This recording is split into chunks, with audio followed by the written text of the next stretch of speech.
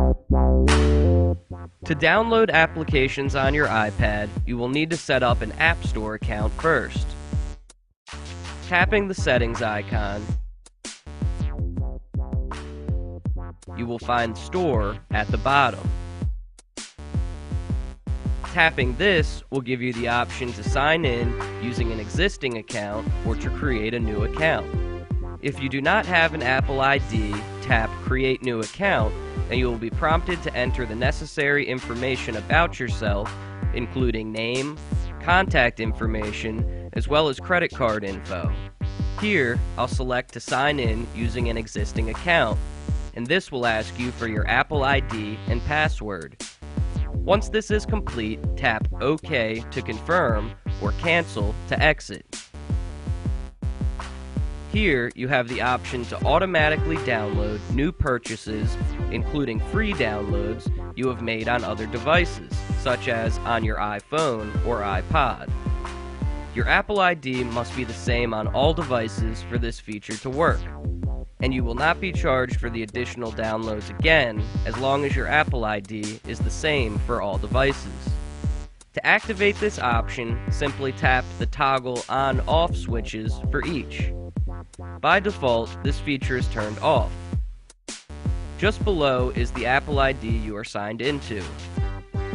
Now that we are signed in, we are ready to jump into the App Store. Tapping on this icon will launch the App Store. The store is organized by 6 main sections. First is the Featured section. Here, you will find the most recent featured applications in the App Store. The next option is Genius. Genius is a feature that analyzes the apps you download and will suggest applications based on your liking. The button on this page will activate the Genius feature.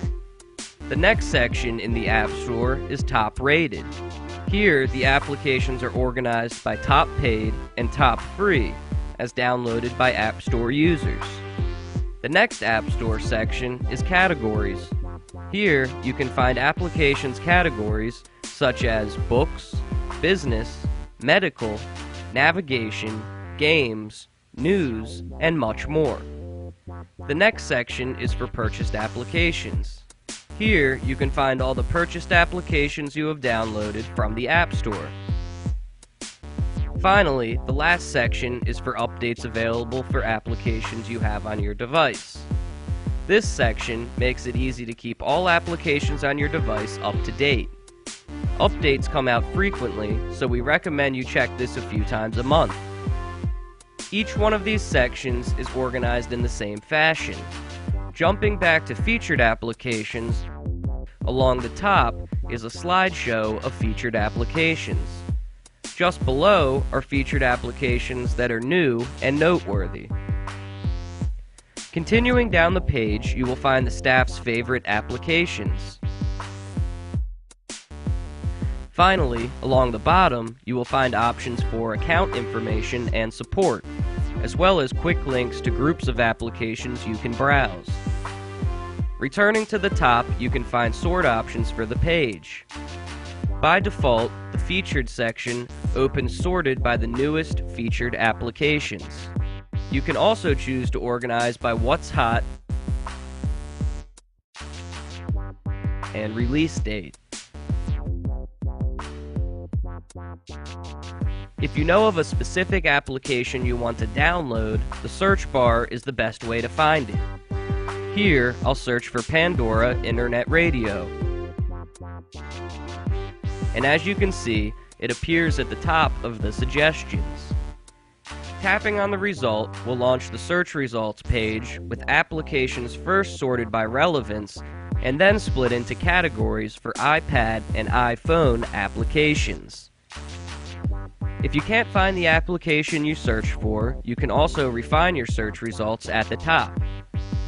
To open the applications page in the App Store, simply tap on the result you want. Along the left side of this page, you will find information about the developer as well as information about the version of the application. You can also find an option to go to the developer's website. find app support, as well as the license agreement. In the top section is a description of the actual functionality of the application you are downloading. Tapping here, you can expand the section to read additional info. Below this is the screenshot section. Here, you can find in-app screenshots to give you a better idea of what the application is and how you should expect it to look. Scrolling down, you will find customer reviews and ratings. And at the very bottom, suggested applications for you that others downloaded who also downloaded Pandora. Make sure that if you haven't done so already, you read and agree to the terms and conditions of the App Store. If you do not agree, you will not be able to download any applications from the App Store. Once you tap Agree, you will need to confirm your response. Tap Cancel to exit, or Agree to accept.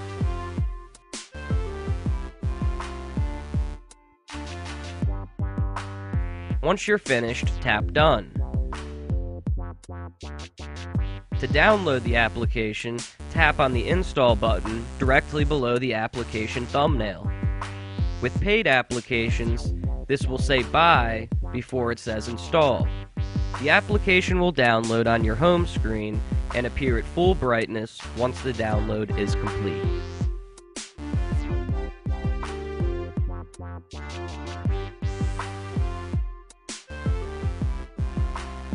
On your iPad, you can customize screen brightness and wallpapers. To access these settings, first tap on the settings icon. From the settings menu, select brightness and wallpaper. At the top of this screen, you can customize the screen brightness. By default, this is set to auto brightness. To turn auto brightness off, tap the on-off toggle switch. Once brightness is turned off, you have the ability to adjust a static brightness using this bar. Slide your finger to find the brightness level of your liking. Since auto brightness works very well, I'll enable it again. Now, the device will adjust its screen brightness automatically based on the light surrounding it. Just below screen brightness are the wallpaper settings. Tapping on this option will open this page with options to choose a preloaded wallpaper or to select an image from photos you have saved. Tapping on wallpapers will display the 30 preloaded wallpapers available on your device. To preview a wallpaper, tap on its thumbnail. Along the top of the preview are options to set this image as your lock screen, home screen, or both. Here, I'll select this image as the lock screen. This time, selecting another wallpaper, I will set it as the home screen wallpaper. As you can see, the thumbnails for both screens are updated here, and both the lock screen and home screen have updated accordingly.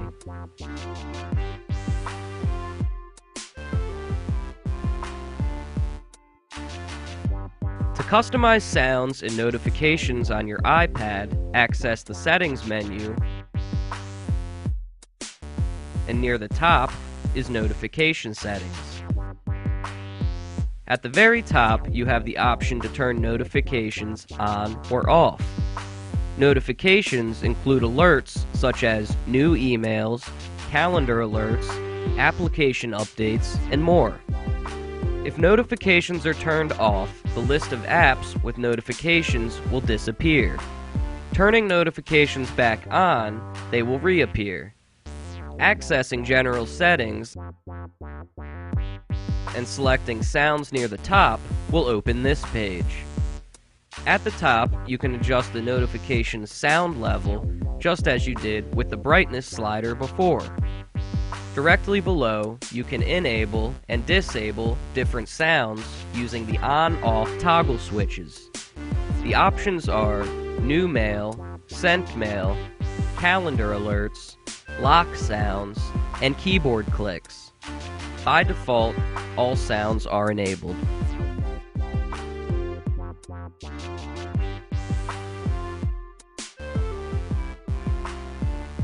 Once you have downloaded applications and you are starting to customize the look of your iPad, you may want to customize and organize applications on your home screen.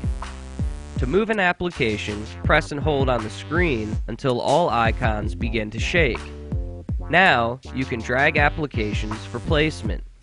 Holding the app along the edge of the screen will move it to the next home screen. After dropping the applications, a single tap on the home button will finalize the change, freezing all icons again. If you want to move an icon into the frozen panel, simply drag and drop it into the panel.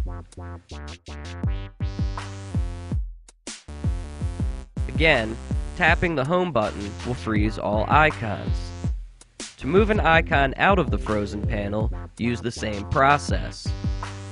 On your iPad, you can also create folders to further organize applications and utilities. Dragging one icon and dropping it on another will create a folder with the two. Your iPad will insert a relevant title, or you can rename it if you'd like. Here, I'll rename the folder Media.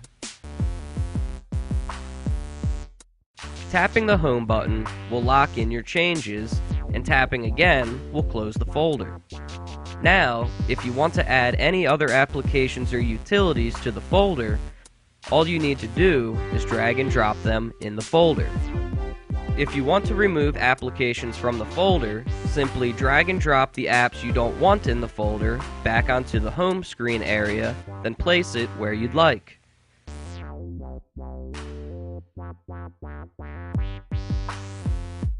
If you remove all applications from a folder, the folder will automatically delete itself.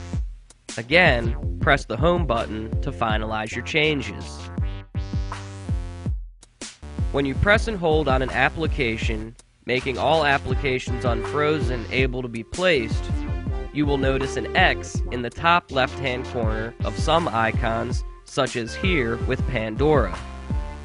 Tapping this X gives you the ability to delete the application from your device. Tap Delete to completely delete the app from your device, or Cancel to return to the home page without deleting it. Here, I'll delete it. Again, press the Home button to finalize your changes.